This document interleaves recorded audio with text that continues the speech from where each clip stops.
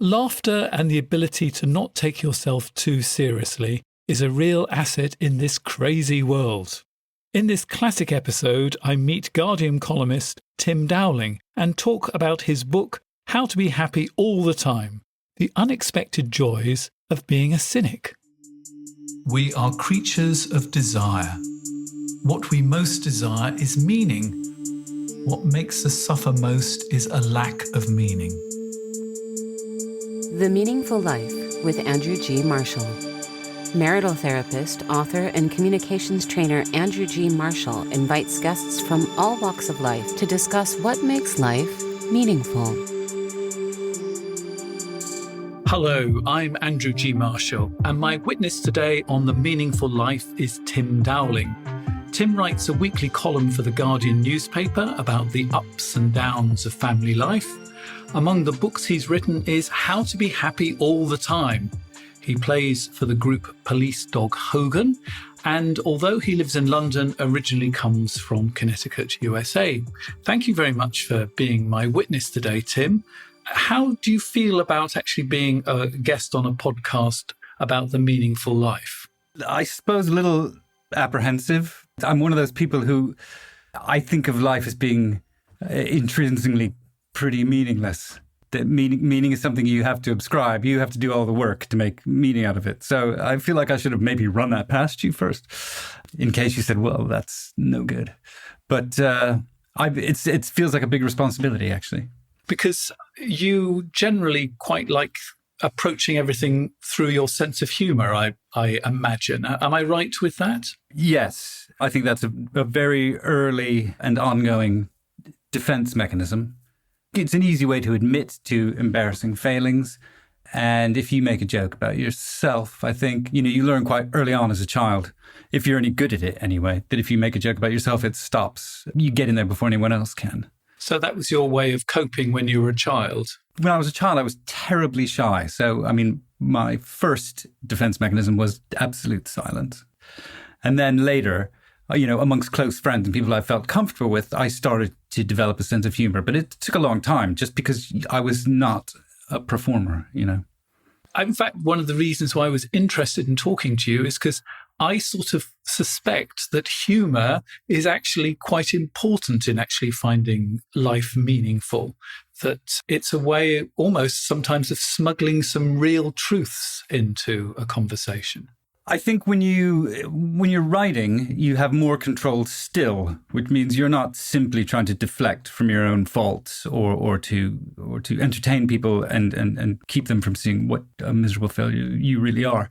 It's more like you can something about the meaning of life, something about truisms or the way relationships work can be uncovered in a way that's more palatable, I suppose, is more entertaining than a life lesson. And you think that meaning is something we assign rather than something that's actually intrinsically in something? I do think of the universe as a sort of cold, meaningless environment. I think we make meaning out of our lives in a way just by making stories of our lives. We have no control over the future. We have a quite odd relationship with the present most of the time. And the past is something we recast and retell ourselves over and over again to make sense of what's coming next, to make sense of what's gone before, or to make sense of what's happening now. The good thing about it is I think it's a bit like time travel in that you're never really finished with the story. You can always go back and recast your whole childhood as something else. As you get older and get smarter, you realize new things about what happened to you previously. So you've actually been looking at your life in quite some depth, because for the last 13 years, you have to pull something out of your life every week. So it's sort of a bit like keeping a diary, isn't it? Yeah, at quite some length, if not quite some depth. It is like keeping a diary, although sometimes when I occasionally teach these Guardian masterclasses, and I always say, if you're going to do this kind of writing, it shouldn't sound like a diary. It shouldn't read like a letter home. It's all right if it's therapeutic for you, but the reader shouldn't feel like they've done you a giant favor by reading it. You're there to entertain, to make some connection with people who you don't know. So how has your life changed over these last 13 years, from the man that first sat down and wrote the first column to the man that I'm speaking to today, do you think? I think I freak out a lot less about the column itself than I used to. I now allow myself to freak out about it only one day a week, so it doesn't ruin the whole week. It ruined probably the entire autumn of 2007, I would say, when I started, because originally, they said the only instruction I got from the editor when I started the column was, I don't want you to feel that you have to write about your own life. And I just think she thought that a lot of people would find that too personal, or maybe she didn't think I would be very good at it. I didn't ask her. I just thought, I won't, don't worry, I won't. And then I panicked on the first one and I wrote something about something that happened to me at home that week because I couldn't think of anything else. And I spent 6 months trying to get away from it, trying to get back to something more like an essay, more topical. And I finally sort of did. And 6 months later, I got the only other email I got from the editor about it. And it just said, what happened to the funny wife? So I painted myself into this corner. I had to carry on after that. And then you had to find yourself a funny wife. A funny wife over and over again. Say something funny now. I had quite small kids in those days. It was a very domestic, at-home column that was, I was trying to make my life sound like every other ordinary person's life with the sort of ups and downs of all that. And as it moves on, you have to sort of move with it. The column itself sort of changes. It becomes slightly less about my kids because they have a right to ownership over their own lives. And, when they're little, you sort of control all that. You say, this is what happened to you today.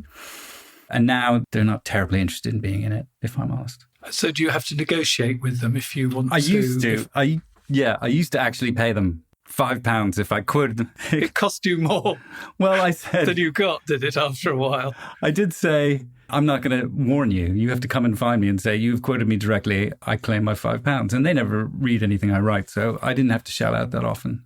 And a couple of times when I really wanted to write about something, I remember there was a time when my youngest one, who's the last one to go to secondary school, and that rite of passage that you have where you take them in the morning, but they find their own way back in the afternoon. And thereafter, that's the last. You don't take your kids to school anymore. They make their own way. So I took him on the train and his school was quite far away. And I said, are you sure you're all right? And he said, yeah, don't worry. I'll come home.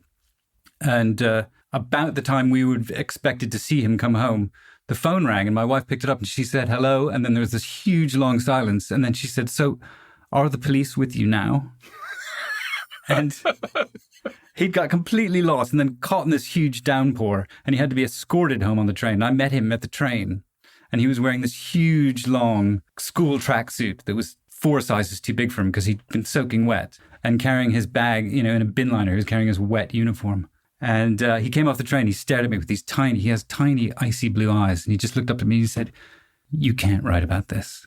And I said, of course not. But a week later, I had to strike a deal with him. I was like, I have to write about this. £15 he got for that, and he deserved it. And for the only one time in my life that I ever gave him copy approval, I let him read it before I sent it out. So how have you changed yourself? How have I changed? I've got a lot older. I think one of the things is you don't necessarily expect when you embark on something like a column that it's going to last that long. And you don't have any plan for how you're going to carry it on. And you don't know what your life is going to be like. I don't know. That thing that you read where you start to dig yourself out of a trough of depression after you pass 47 or so. That's meant to be the sort of lowest age where people's lives are at their most chaotic and they feel unempowered. And then you just start to feel better. And I have become less. I'm quite an anxious person, but I'm less anxious about just stuff that I've done over and over again. I don't like unknown things. So I feel like life gets quite rehearsed after 50. You feel like you've done everything at least once. And some of the fear just lifts, maybe. I've been writing about myself, keeping sort of diaries some of which I've published.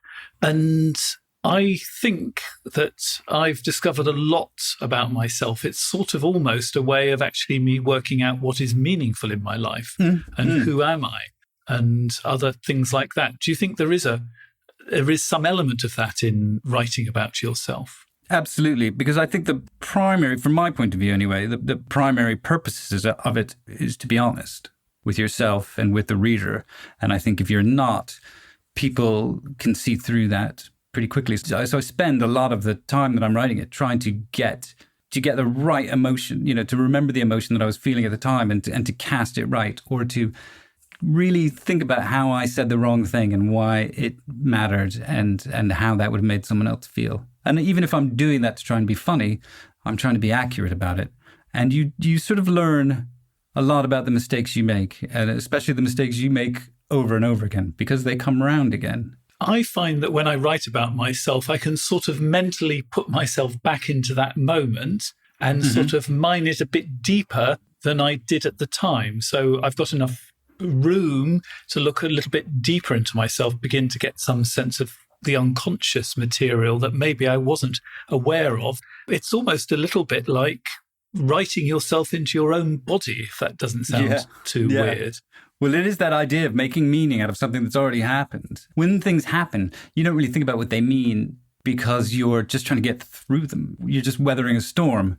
And you're also trying to write about, from a sheerly dramatic point of view, from my point of view, I want things that go wrong are interesting and they're funny, but they're not funny then. And they're not necessarily instructive, even unless you go back and think about what you can draw from the experience. And I think you can only do that when some of the emotion of the moment has worn off. You have to wait a week or two. Yeah, because at the time you just feel panic, and then probably you discover there's all sorts of other emotions underneath the panic as well. Yeah, and sometimes even recalling it is quite emotional if it's too soon. 4 hours later, I can't write about something that happened to me 4 hours ago because I'm still upset, and I would get upset again trying to remember it. A week later, it's fine. 2 weeks ago, I dropped one of those big milks in Sainsbury's and it exploded everywhere, and I handled it very, very badly. And I just, when you start to look for something to blame, and there was something on the counter that I was trying to put it down on, and I was trying to avoid doing this, and I was wearing a mask and trying not to sort of touch things. And you just look up and what you realize is that everybody else thinks this is your fault. You did that. And what I should have done was apologize incredibly profusely right away. And I apologized not that profusely when it was a little bit too late, after I'd already made it to some kind of personal outrage being visited on me, even though I'm the one that let go of the milk. For 2 days, I thought, I can never go back there. Obviously, my wife would not allow me to avoid the Sainsbury's local for the rest of my life. So I had to go back within 48 hours. And what was that like? It was fun. Well, it's luckily the same. It wasn't the same people working there at the time. But I have been back now and seen the people that watched me do that. And are they backing away from you, holding out the figure of a cross? It's hard to tell when everyone's got a mask on. I don't know if you've noticed this, but when I look at people wearing masks, I tend to see the most benevolent side of them. I look at their kindly eyes, and I always imagine everyone has a sort of faint smile underneath, even though they might be swearing under their breath or gnashing their teeth. So you see someone with a mask, and you think, oh, he forgives me. Do you think there's a danger of writing yourself into a character, so you become a caricature rather than, for example, Tim? Yes, I do think that. I think that's true to an extent that's unavoidable, because I have to have some personal privacy. I spend more time, obviously, trying to protect the privacy of people around me, my family, my neighbors, than I do myself. I most of the time don't mind laying myself bare, but there's a lot of stuff about me that I wouldn't want anyone to know. And the character of me, I suppose, is a guy who doesn't have any of that. He's just this slightly incompetent, mildly petulant person. But there is a door with a do not come further than this point. Yeah, obviously there are columnists who do this, but I think you can't really just kind of flay yourself week in, week out for public consumption. It's not good for you. So you've written a book called How to Be Happy All the Time. Yeah. Which I guess is a slightly cynical thing, but what's the secret to being happy all the time? It might be more accurate to just say the titles are never my idea. One of those things about being a writer that you're basically bluffing all the time is you sign a contract for a book that already has a title like that, and you haven't done any research, you haven't written a word. All you know is that it's coming out in 9 months or 10 months' time, and you've just got to do it. How to Be Happy All the Time is a book about cynicism, and it was part of a series, and there were, I think, this idea that all these things that are meant to be bad for you are great, really. There are lots of those little books about the joy of anger. Yeah, that's exactly the joy of anger. The little book of anger as opposed to the little book of calm. Yeah. From that standpoint, that's what this was. But as I sort of dug into it, you think writing a defense of cynicism is very complicated. Cynicism means a lot of different things. Cynicism, like pessimism, you find out quite quickly is not good for you. It's associated with terrible health outcomes, if nothing else.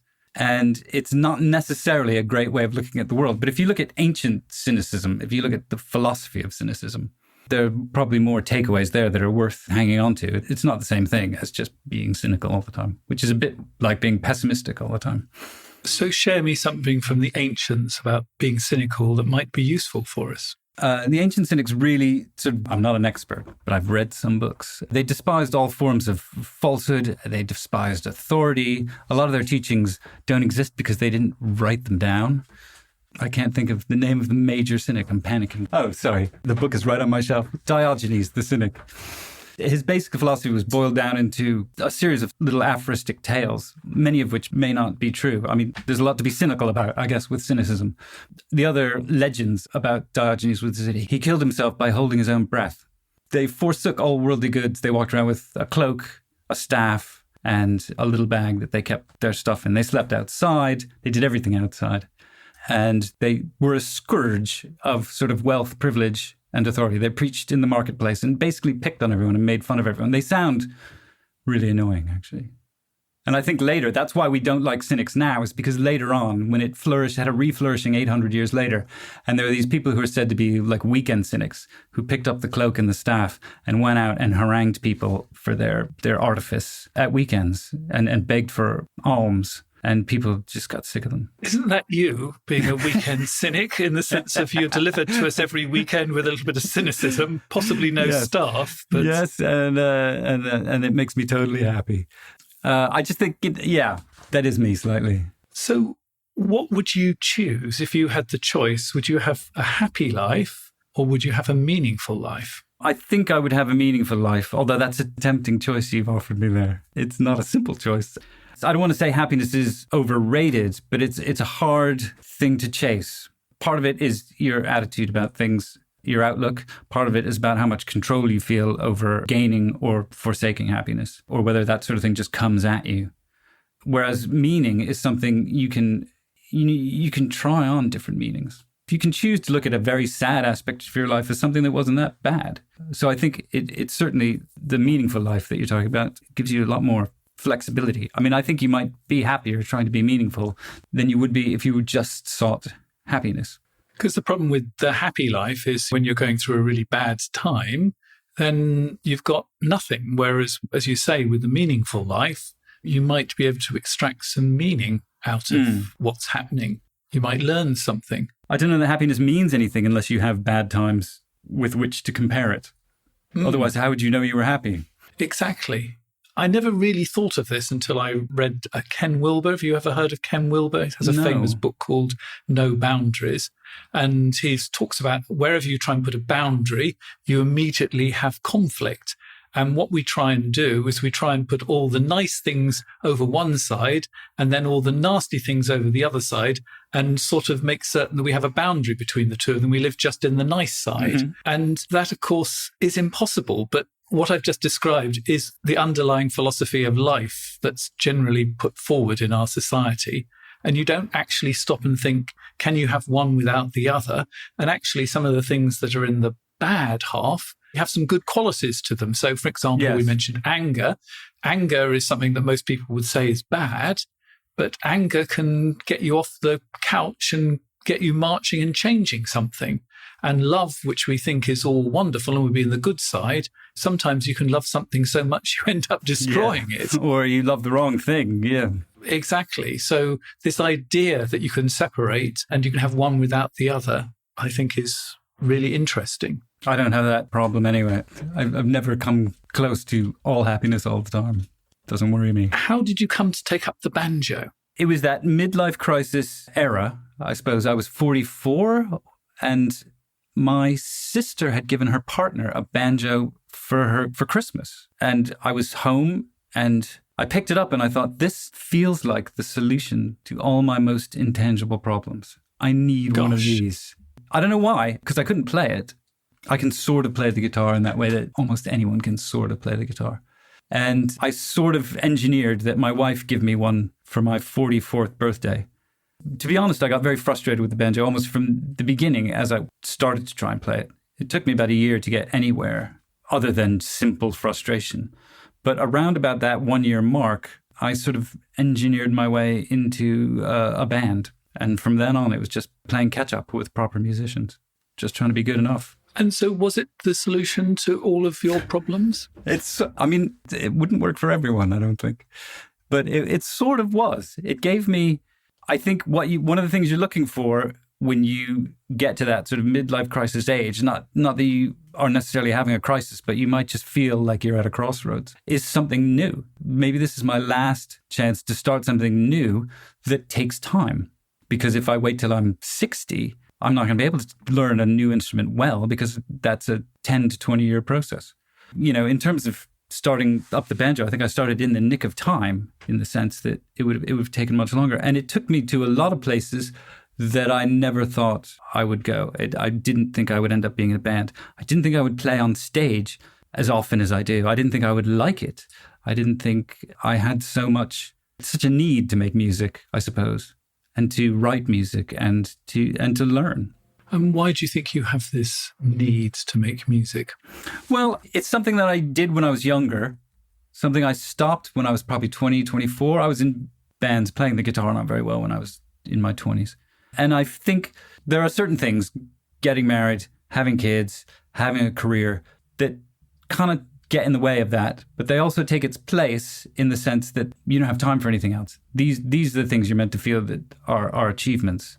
And I think the thing about music is very, very simple. It brings you joy. If you can do it well enough, you can bring other people joy. It's a very, very simple thing. It's a slightly mysterious thing. I work alone in a room by myself all day long. Being in a band is hanging out with 7 other people on like tour and stuff. 4 dates in the north in a bus. It's great. And I think that actually at midlife, we often need to reconnect with things that we've dumped from when we were young, that we said to ourselves, oh, I've got to concentrate on the serious business of having a career and making money. And we throw out some of our passions that we need to come back to and almost reinvigorate ourselves at midlife. And it's interesting that you had played in bands when you were younger. Did you have that sense of reconnecting with some of that passion that you'd thrown out? Yes, I did. And also, I think when you approach these kind of things when you're older, you do it with a certain amount of wisdom and care and respect for other people that you don't have when you're 20. I mean, one of the things I distinctly remember about being sort of 19 and in a 4-person band was that we used to fight all the time. And there's sort of rages about how something would go, or somebody not practicing or not showing up on time. I mean, I think every band, no matter how terrible you are, has this kind of underlying dream of the big time. And it's very frustrating. It's very frustrating not to be good or to have gigs that no one comes to. And your ego is always being sort of bruised and battered, or you're trying to batter and bruise somebody else's. And they always end badly, bands, when you're young. They always, you know, it ends up being 3 people who you ain't friends with anymore. And you can still speak to everybody in Police Dog Hogan. Yeah. at the time of going to press. Most of the time. Yeah. I mean, it's amazing when you get, the other thing you get to a certain age, and we all have a certain amount of time to be able to throw at this. Lockdown and COVID, you know, destroyed our ability to rehearse for a long time, and we didn't see each other, and you really miss it. You don't realize how much you miss it because you're thinking about other things. What I also think is interesting about your banjo career is that this is something that I'm guessing has a certain meaning in your life. But unlike when we're younger, we think something that's meaningful has to bring in money. I would be surprised if your work with Police Dog Hogan is for the money. It's for the love, I assume. It's not for the money. We try to make it wash its face. It shouldn't be costing us so much money that we hate it because of that. What you find out is you can have all the experiences of being in a band, the highs and the lows, and a little bit of the bickering and infighting without any of the success. You don't need any of that. You can even have strange things like superfans. You get superfans before you get fans. Suddenly you find somebody who's listened to everything you've ever heard and comes to every single gig you do. And you think, oh my God. I think they're always disappointed that we're not more popular. You know, that there isn't a backdrop of sort of slightly lazier fanship against which their devotion could shine out. And they all know each other. That's embarrassing that all your fans kind of know each other. Hi. You know all of them by name as well. Of course. It's not quite David Bowie, is it? They're generally couples, retired couples. So when you meet your public, What do they want to ask you about? If I'm doing a sort of book thing or a journalism thing, generally one of the first questions is they want to know if my wife is there. Is your wife here? Which one is your wife? And the answer is usually no. She's heard me speak. She doesn't need to hear this again. But she occasionally, if it's like a fun place, or when our son was at university, if it was in the town where he was at university and there was a free hotel going, then she would come. And actually, that's true of the band thing. I mean, people will stop the band between songs and say, is your wife here? That's mostly what they want to know. It's not I'm with the band, it's is your wife with the band? Yeah. As she says, I'm the funny one. You just write it down. Do you have a greatest hit when it comes to your column, the one that everybody wants to talk about? They're very keen on the ones. I mean, the thing is, now I've done it for however many years. There are probably nearly in excess of 600 of them, I would say, out there. And so it's not so much the columns, it's the themes, because a lot of people don't tune into, they don't read it every week. So they're very keen on anything to do with pets. And they fall into specific categories, the dog people, the cat people, and then there's, to a lesser extent, the tortoise people. Yeah, I'm afraid I fit into the dog people category. So. Well, that's fine. So technically, so do I. And what's it like seeing yourself through other people's eyes? It's alarming because you nobody likes to be summed up, which is something I've learned about writing about other people, is you have to be very careful. They don't like it to be précised in any way. You get that. You know that thing where your workplace has a website and there's a little bio of you and a little picture. You think, this is ridiculous. These words cannot contain me. I'm so much more than this. And they may have even made you write it yourself, But everybody hates 3 paragraphs about what they're like. And I am no exception to that. Even when you write it yourself, you are giving people permission, I suppose, to make assumptions about you, to feel like they know you, to feel like they know what you would do in any given situation. When I don't know that myself about myself. And you rebel against that? A little bit, but I think that's part of the fun of it, is that you are trying to defy expectation. I mean, that's part of making people laugh, and that's part of it just being generally good, is you're trying to surprise people. So one of the things I like to write about myself is times and places and things I'd say that I wouldn't normally say, because circumstances have forced me to be a little bit different than I would normally be. So in a moment, we're going to see what a cynic is going to make of one of the letters that's been sent to me. But before we do that, let me give you a little bit of information about our supporters club. The Meaningful Life with Andrew G. Marshall. Please follow us on Twitter, like us on Facebook, and visit our website, andrewgmarshall.com/podcast, where you can join our supporters club and unlock bonus material and other benefits.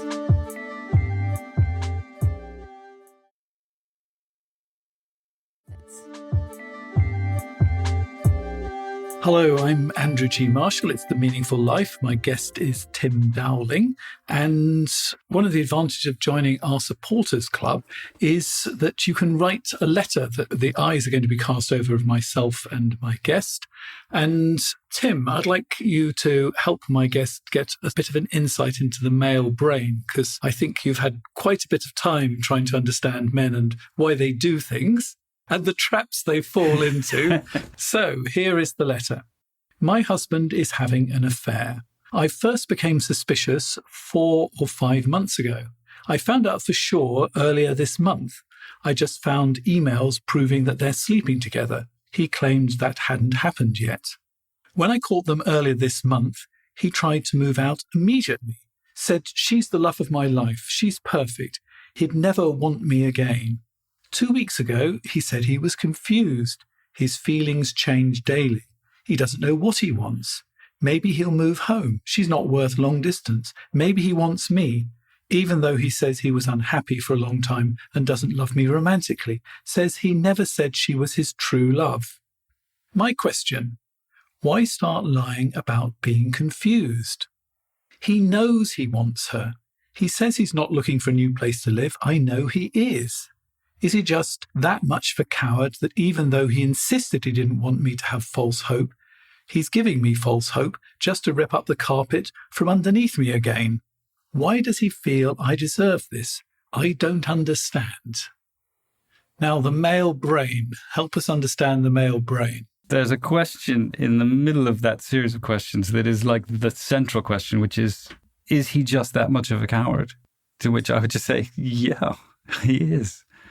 I don't know about you, but I feel like I've heard this story many times before amongst acquaintances in the general circle. This has occurred over and over again. It has fallen out more or less this way, is that somebody has an affair, then runs off and says a lot of hard to repair things on the way out the door. And then within a surprisingly short time, you find they've changed their minds or are starting to feel out, test the water of what it might be like to try and give up and come back. And so why do you think men are cowards when it comes to dealing with women? I think they're afraid of strong emotion in others and in themselves. I think they don't like being held responsible for trauma that they've caused in other people, especially in that realm of strong emotion where they're not comfortable anyway. It's hard to know with that because obviously the letter is not from the man. But, it sounds as if he's trying to find the path of least resistance through the stormiest waters possible that he's kind of churned up for himself. But who knows what? I think that's interesting that he's trying to find the line of least resistance. Is that something that appeals to you sometimes, the line of least resistance? Often, yeah. I mean, the line of least resistance is my main path. I think you do have to throw yourself in the way of trouble sometimes in order to get yourself out of that. But that may indeed be what's happened here. I mean, we're talking about a marriage, whether a marriage is going to survive or not. And another thing that surprised me, having heard this story time and time again, is that relationships do survive things like this. And maybe more often than they don't. It's all that sort of hurt that's been stirred up, that all these things that probably should never have been said that got said. And it's finding your way back from that I think is the hardest thing and a very hard thing for men. And yet there really is no other way back. So I think the question at the very end is a really important one. Why does he feel I deserve this? And I would say he doesn't think you deserve this. What's happened is you are collateral damage. Although it feels like this is all about you, it's actually about him. And unfortunately, you were the person that was in the relationship with him at that particular time. Yeah. I mean, I don't think she says, why start lying about being confused? I don't think he's lying about being confused. I think he's very, very confused. And I think he was probably confused about his life before he even met this woman. One of the things I was talking about with Tim, which I think is relevant, is this sort of feeling that in your mid-40s, your life begins to fall apart. It's the hardest part because a lot of the things we did in the first part of our life aren't actually needed in the second part of our lives, and it could be that we need to entirely rethink. We need to find our banjo. Unfortunately, instead of finding the banjo, he found this woman. I think a banjo would have helped here, possibly. Yeah, probably a little bit earlier. I had a client who got through her midlife crisis through playing the ukulele. There's something about these slightly ridiculous instruments like the ukulele and the banjo that somehow brings so much joy. And it doesn't actually harm anybody beyond hearing you rehearse. They can always close the door. An affair is actually a very destructive thing to do. And although we're laughing, I think we do have to remember just how incredibly destructive this is, not just to you, but to him as well. Because I think what at the very bottom of this is not thinking enough. Yeah. He was probably having these sort of, what am I going to do with my life thoughts? But he kept on pushing those away. And what happens when you push things away is that actually they don't disappear. They just get bigger and bigger. And so this sort of hole about what am I going to do with the rest of my life got greater and greater. Or pushing away the feelings makes you more and more depressed. And there's one thing that will get you out of depression and potentially find you a bit of short-term meaning is an affair, because suddenly your life is full, admittedly of chaos, but there's no shortage of things to do. And it seems terribly meaningful because through the eyes of an affair, you probably see the world rather differently. And for a short time, this seems like the answer. This is why she's perfect, is because she's the solution. But within about 15 minutes, she becomes the source of all the chaos. So it's not actually the solution. It's actually making everything even worse. Or she didn't have as much riding on all this as you did. She wasn't trying to throw all the balls up in the air and see where they land the way you are. So she's got a life to go back to, perhaps. Mm. And he's left hanging in midair, really, looks like. Yeah, that's something that our correspondent possibly needs to think about. It could be that your husband has rather misunderstood how keen the other woman actually is. And maybe she's getting cold feet too. Maybe that might be part of it. But it's not about you. It's about some crisis in his life. And it's about whether he's actually going to have the courage to look at his true feelings rather than running around and distracting. It's a question of, is he going to have the courage to be honest with you, not just about what's been going on, but about his feelings? And can the two of you stay in what I call the crucible of conflict long enough to see if there's a way through all of this? Because one of the great things about an affair, and this sounds strange to me to say one of the great things about an affair, is it brings all the problems in a relationship up to the surface. You get a chance to really look at what's going on, the things that should have been said but have never been said before in the chaos get said. And once something's actually been said, you can begin to talk about it, and then you might be able to change it. But if you're actually just sort of sidling past each other and not disturbing each other too much and just talking about the dog, none of these issues come to the surface and can't be solved. So it's horrible, but it is the opportunity to do things differently. Lots of people don't actually grasp that, but lots of people do. So I hope that this is going to be the beginning of a conversation between the two of you where you could find out something new and different, something meaningful. And so rather than your husband's been going for what he thinks is going to be the happy life, but maybe he needs to have a more meaningful life. Yeah. I suppose in the meantime, though, do you need some sort of self-protection from somebody, as you said, collateral damage, somebody who's changing their mind back and forth, who's kind of blowing up your life anew every day at the moment? You are just waiting around to hear, aren't you? I think it's a good piece of advice. I think you need to put up a wall between the two of you, an emotional wall. You'll be there to listen. You'll be there to talk to him. But actually, if you lay yourself open too much when he's in this chaotic time, he's going to come in and either love bomb you or stab you. And both of them are pretty horrible. So I think you do need to have some defenses at this time. I do think it's really important that maybe you have a best friend who's going to calm you down when it's all horrible and build you up a little bit, and also stop you from getting too excited when he seems to be making one step backwards, or maybe find a therapist to do that task. Tim, thank you for being my witness on the meaningful life. The big question is, what makes your life meaningful? Well, as we sort of touched on before, in these times, we're trying to learn to live in the present, I think. And as I said, I think, what really makes my life meaningful, generally speaking, is writing about it. But that is a constant going over of my past, and editing and a re-editing and a reshaping that allows me to sort of tell a narrative, spin a narrative that I can go back and adjust whenever I want. I suppose the downside to that is that I don't live as much in the present as I could. I don't look outside and just enjoy where I am right now. So I think this year we've had an opportunity to do that, and I've tried to seize it. And you said that meaning is something you assign to our lives. What have you assigned to your life?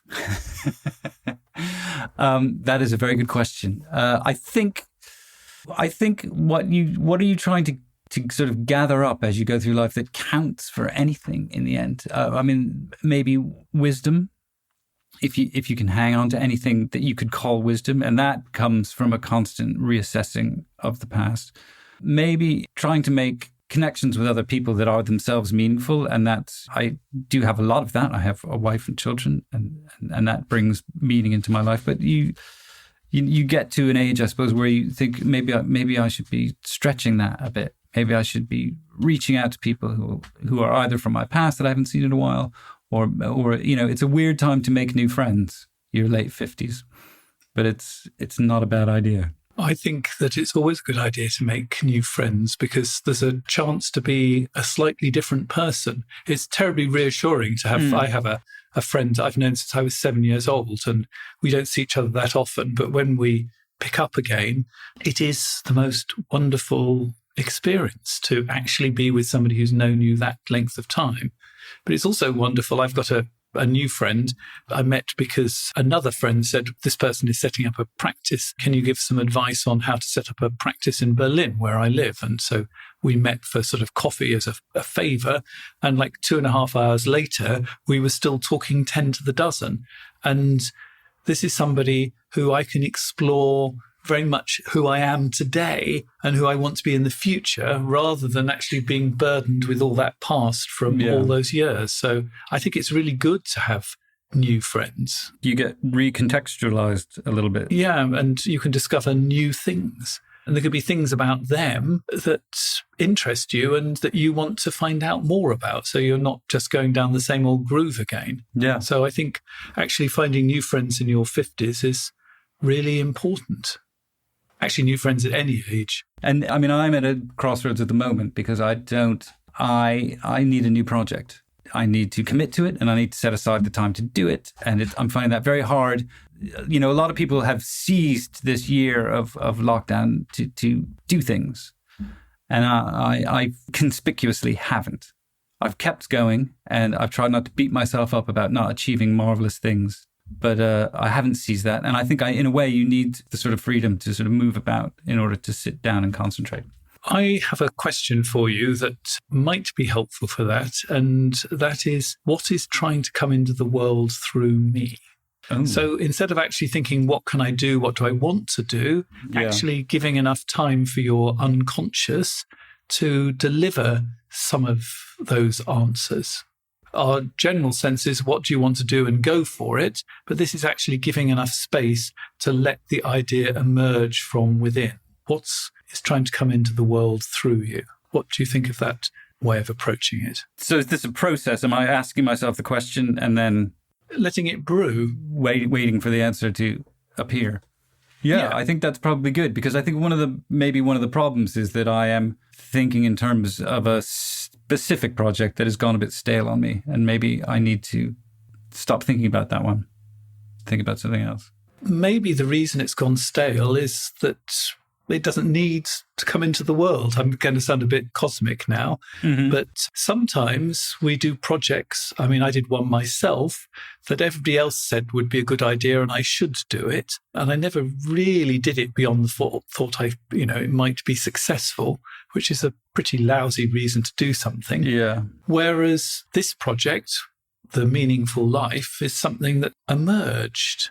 I suddenly thought, hang on, I can combine my years in radio with my experience as a therapist, and this might be something that would be useful to the world, and it would be useful to me, because talking to other people about what makes life meaningful is going to help me. And you can't find the answer just yourself, because there's no one answer. So that's why I talk to lots of other people to see what they have to say. So this sort of came into the world through me, rather than me saying, what am I going to do next with my career, sort of thing, which I have spent a lot of time trying to think about. And who knows if this is going to be good for my career or not, I don't care, but it wants to come into the world through me. Yeah, sometimes I think depending on what sort of work ethic you were brought up with, you feel a bit guilty about things that haven't gone through sort of terrible birth pangs. And if something is such a good idea that it starts to come together almost by itself, you feel a bit guilty about how easy it was. And you tend to perversely think of the things that you didn't really enjoy, but were very hard to do, as being the more worthwhile. Well, good luck with that project, whatever it might be, Tim. I think we will look forward to it, because if it's as good as the columns, I think it's going to be worth watching. Thank you very much. In a moment, because this is where we say goodbye to Tim on the podcast, but if you're a supporter, you will find out what Tim has learned from talking to me and what I've learned from talking to him. I'm sure he's going to give me a cynical answer, but I'm going to be as truthful as possible. And if you want to find out more about being a member of our supporters club, go to www.andrewgmarshall.com/podcasts. So Tim, thank you very much for being my guest on The Meaningful Life. Thank you. A pleasure. You've been listening to The Meaningful Life with Andrew G. Marshall. You can follow Andrew on Twitter, like him on Facebook, and please leave a review wherever you consume your podcasts. Making, editing, and distributing The Meaningful Life comes with substantial costs, and we'd like to ask for your help. Visit our website, andrewgmarshall.com/podcast, where you can join our supporters club and unlock bonus material for every program, send in a letter to be discussed by Andrew and his guests, and join a community of other people seeking to make their life meaningful. At the gold level, you get even more benefits. Production of The Meaningful Life with Andrew G. Marshall is by Michael Dooney. Social media by Madeleine Healy. Sound engineering and theme tune by Sebastian de la Luz Mendoza. And I'm Susie Colick. Please tell your friends and spread the word. Thank you.